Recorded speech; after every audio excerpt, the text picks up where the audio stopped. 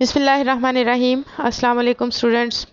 Students, this is one of the lecture from the series of literary criticism, and in this lecture we'll be talking about a very important essay, The Metaphysical Poets by T.S. Eliot. Students, T.S. Eliot was a very well-known poet and also was very well-known critic and playwright of 20th century.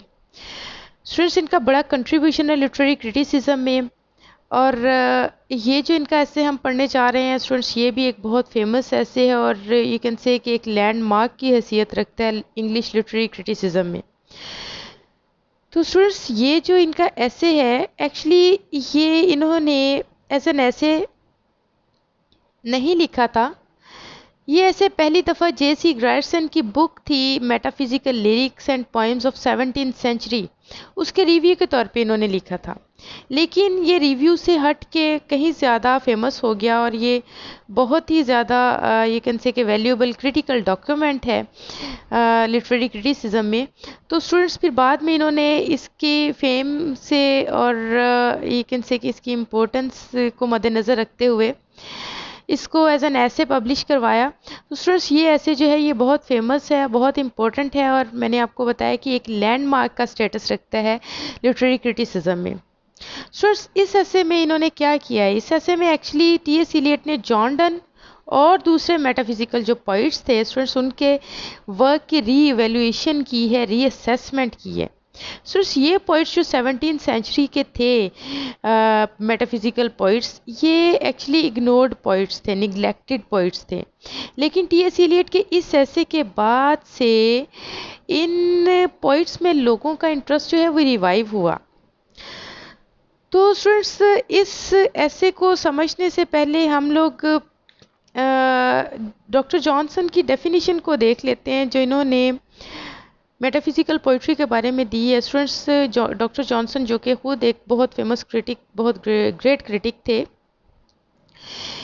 इनका एक ऐसे life of कॉले, उसमें इन्होंने metaphysical poetry को इस तरह से डिफाइन किया है, the most heterogeneous ideas are yoked by violence together, कि जो बहुत हेट्रोजीनियस आइडियाज होते हैं वो मेटाफिजिकल पोइट्स उनको बाय वायलेंस जो है वो ज्वाइन करते हैं, करीब लेके आते हैं, बहुत दूर की बातों को वायलेंस के थ्रू ज़बरदस्ती करीब लेके आते हैं।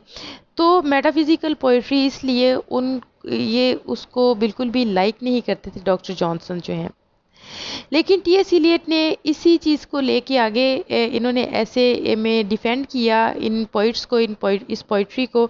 तो स्टूडेंट्स, हम देखते हैं कि T.S. एलियट का एक्चुअली पर्पस क्या था इस ऐसे को लिखने के लिए।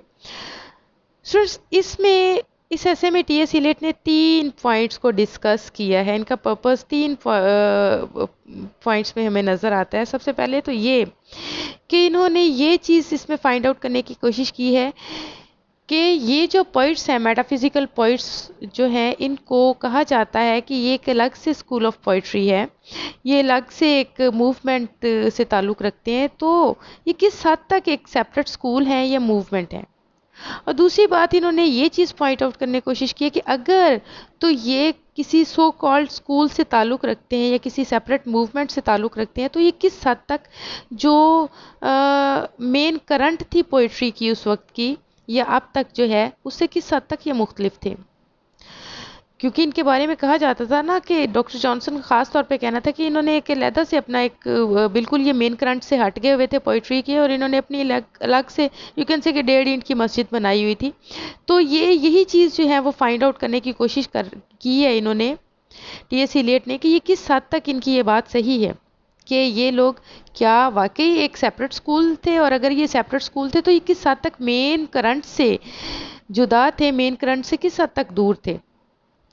और तीसरी बात ये इन्होंने पॉइंट आउट करने की कोशिश की है कि इन मॉडर्न एज में इन पोइट्स की स्टडी करना कितना इम्पोर्टेंट है, कितना अहम है, और मॉडर्न एज की पोइट्री में और इन पोइट्स की पोइट्री में क्या सिमिलरिटीज़ हैं, क्या डिफरेंसेस हैं।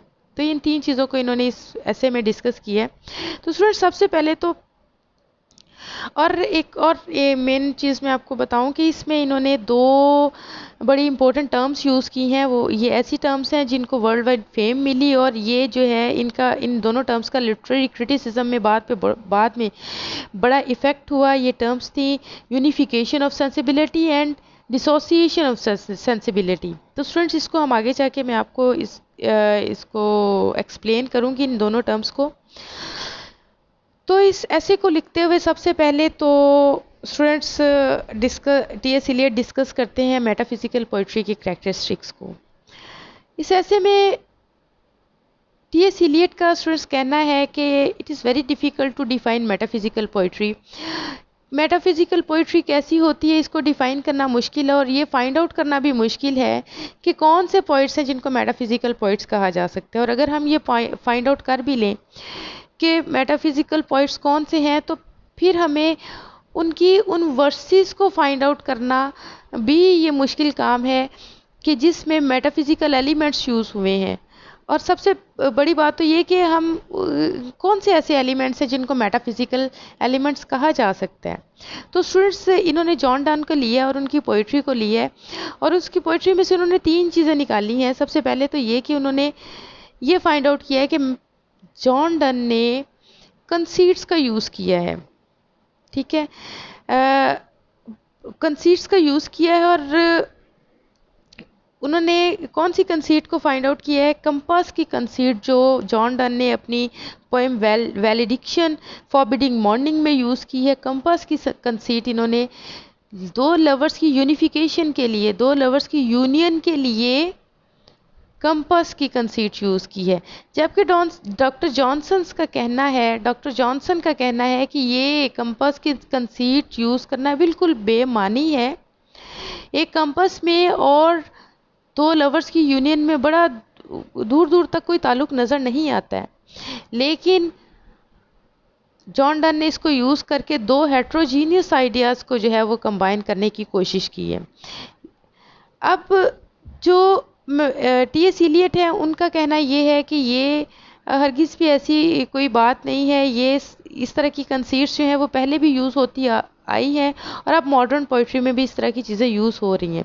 इसके अलावा इन्होंने दूसरी चीज़ जो फाइंड आउट की है स्टूडेंट्स, जॉन डन की पोइट्री में उन्होंने डिफरेंट इमेजेस के एसोसिएशन को फाइंड आउट किया, और उन्होंने ये जॉन डन की एक और पोएम वैलेडिक्शन ऑफ वीपिंग में से एग्जाम्पल निकाली है कि तीन separate images, the picture of geographers globe, tear of poets beloved और the picture of the great flood, इन तीनों इमेजेस को कंबाइन किया है जॉन डन ने इन तीनों इमेजेस को, जो कि बहुत सेपरेट इमेजेस हैं, इनको कंबाइन कर दिया है। तो स्टूडेंट्स, टी.एस. इलियट इस चीज़ को पॉइंट आउट करते हैं ना, कहीं ना कहीं इन तीनों इमेजेस में रिलेशनशिप है। ऐसा हरगिज़ भी नहीं है कि ये तीनों इमेजेस टोटली सेपरेट हैं। और इस तरह के इमेजेस ना सिर्फ जॉन डन की पोइट्री में बल्कि शेक्सपियरियन यू कैन से के एलिज़ाबेथन एज के जो दूसरे पोइट्स हैं उनकी पोइट्री में भी हमें इस तरह की चीज़ें नज़र आती हैं। और उसके बाद तीसरी चीज़ उन्होंने जो है वो फाइंड आउट की है स्टूडेंट्स, वो है सडन कंट्रास्ट का जो इफ़ेक्ट है। जॉन डन की पोइट्री में सडन कंट्रास्ट का इफेक्ट जो है इन्होंने फाइंड आउट किया है कि उन्होंने a bracelet of bright hair about the bone, ये लाइन में जो कंट्रास्ट, एक ब्राइट हेयर और बोन का कंट्रास्ट जो है एक बड़ा स्ट्राइकिंग फीचर है इसकी पोइट्री का, उसको पॉइंट आउट करके टी.एस. इलियट ने कहा है कि हो सकता है कि ये जो एलिमेंट है इसको लेके इनको इस एलिमेंट को मेटाफिजिकल एलिमेंट कहा जाता है, और इसको लेकर जो है मेटाफिजिकल पोइट्री को एक एब्यूजिव वे में डिफ़ाइन किया जाता है। तो स्टूडेंट्स, यहाँ पे मैं आपको बता दूं कि ब्रेसलेट जो है ये सिंबलाइज करता है बिलवेड को, और ब्राइट हेयर का ब्रेसलेट जो है वो बिलवेड को सिंबलाइज करता है, और बोन जो है वो पोइट को बजाते खुद सिंबलाइज करती है। तो यहाँ पे भी ब्राइट हेयर और बोन का कंट्रास्ट से स्टूडेंट्स एक्चुअली दो लवर और बिलवेड की यूनियन को कंपेयर किया जा रहा है।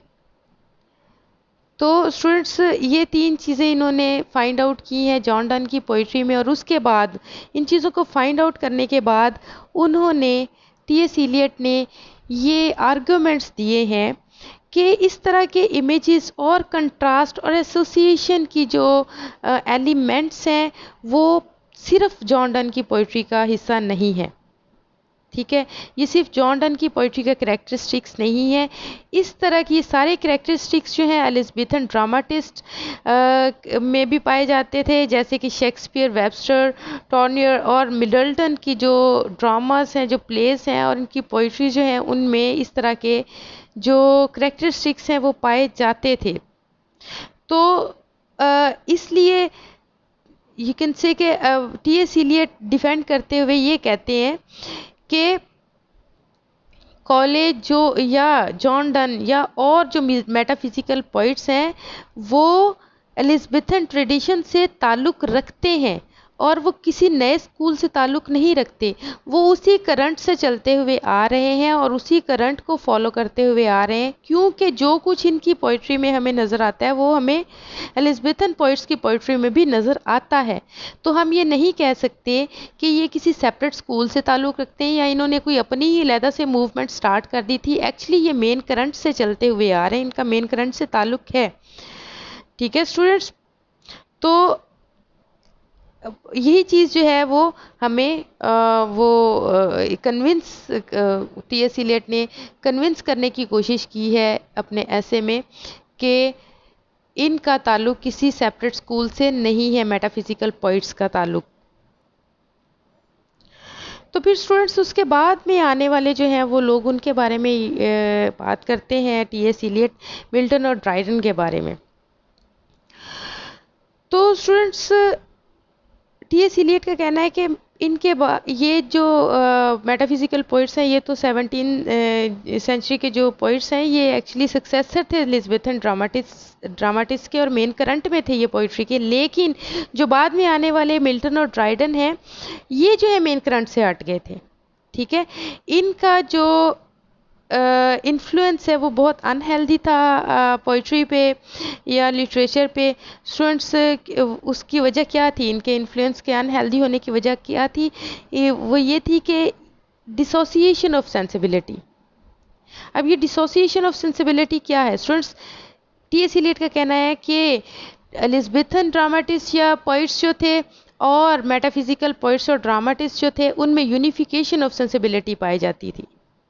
ठीक है, यूनिफिकेशन ऑफ सेंसिबिलिटी का मतलब ये कि वो उनकी सेंसेस, रीज़न और फीलिंग्स को वो कंबाइन कर सकते थे। ठीक है, रीज़न और सेंसेस, रीजन्स और इमोशन को वो कंबाइन करके लिखते थे। वो सोचते भी थे और फील भी करते थे। ठीक है, उनकी सोचों में और फीलिंग्स में यूनिफिकेशन थी, सोच और फीलिंग का फ्यूजन थे वो लोग।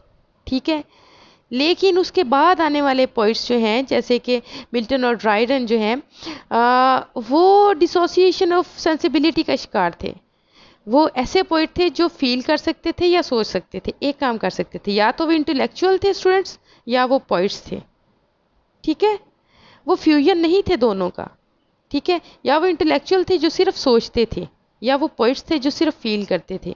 लेकिन मेटाफिजिकल पोइट्स और जो एलिज़ाबेथन ड्रामाटिस्ट या पोइट्स थे स्टूडेंट्स वो फ्यूजन थे इंटेलेक्चुअलिज्म का और फीलिंग्स का। तो वो बाद में आने वाले जो पोइट्स हैं इनका इसलिए इन्फ्लुएंस जो है वो बड़ा अनहेल्दी है। और स्टूडेंट्स उसके बाद तो स्टूडेंट्स ये था यूनिफिकेशन ऑफ सेंसिबिलिटी, यानी कि ये जो पोइट्स थे एलिज़ाबेथन और अर्ली जैकोबियंस और जो मेटाफिजिकल पोइट्स थे ये कैसे थे कि इनकी थॉट्स और फीलिंग्स में यूनिफिकेशन पाई जाती थी। ठीक है, और लेकिन इनके बाद में आने वाले पोइट्स जो थे वो, अगर हम 18th सेंचुरी के पोइट्स की स्टूडेंट्स बात करें जो कि क्लासिकल्स थे, तो स्टूडेंट्स वो सिर्फ इंटेलेक्चुअल्स थे, वो रीज़न पे बिलीव करते थे, वो सिर्फ सोचते थे। ठीक है। और जब उसके बाद 18 सेंचुरी के बाद 19 सेंचुरी के लोग आते हैं, 19 सेंचुरी के रोमांटिक्स आते हैं, वो सोचते बिल्कुल नहीं थे, उनका फोकस सिर्फ फीलिंग्स और इमोशंस पे था। तो 18 सेंचुरी के पोइट्स वो इंटेलेक्चुअल थे, और जो 19 सेंचुरी के रोमांटिक्स थे वो फीलिंग्स पे सिर्फ बिलीव करते थे। तो फ्यूजन नहीं थे ये दोनों का।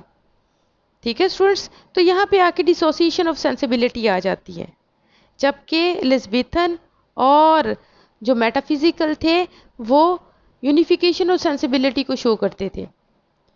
तो स्टूडेंट्स, मिल्टन और ड्राइडन जो है वो बहुत ज़्यादा ग्रेट पोइट्स तो थे, लेकिन स्टूडेंट्स इनका बड़ा कंट्रीब्यूशन तो है इंग्लिश पोइट्री में, स्पेशली इनका यूज़ ऑफ लैंग्वेज, जो इन्होंने ग्रैंड लैंग्वेज यूज़ की है।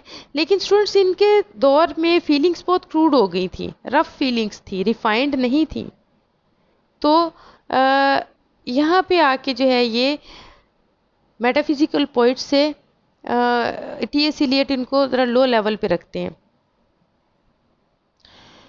तो फिर स्टूडेंट्स इस तरह से टी.एस. इलियट डिफेंड करते हैं कि मेटाफिजिकल पोइट्री को, मेटाफिजिकल सेंसिबिलिटी को डिफेंड करते हैं कि ये मेटाफिजिकल पोइट्स का ही काम था, ये मेटाफिजिकल पोइट्स की ही सेंसिबिलिटी थी कि वो, अगर ये लोग कहते हैं कि हेट्रोजीनियस आइडियाज़ को बाय वायलेंस करीब लेके आते हैं, तो ये इन्हीं की सेंसिबिलिटी थी कि इन्होंने रीज़न और इमोशंस को कंबाइन किया।